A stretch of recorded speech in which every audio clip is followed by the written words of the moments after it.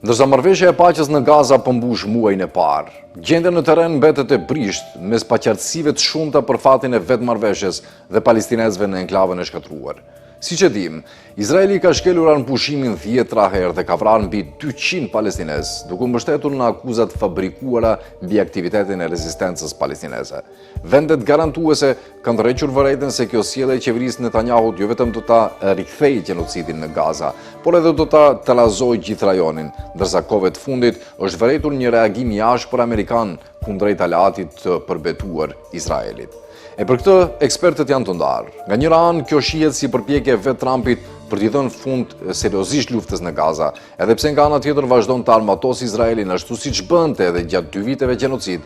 ndërsa nga ana tjetër kërcënimet e Trumpit kundrejt Netanyahut dhe politikave të tij të aneksimit shihen si teatër që megjithatë do t'i lejojë Tel Avivit, por edhe do ta ndihmojë atë në aneksimin e plotë të tokave palestineze në bregun perëndimor të pushtuar, në Jerusalem dhe në Gaza. E në gjithë këto plane jo vetëm tani, por shumë më herët, rol kyç kanë edhe Emiratet e Bashkuara Arabe, si partneri më i besueshëm i Izraelit në gjenocidin në Gaza dhe rolin e familjes Nahyan në masakrat në Sudan.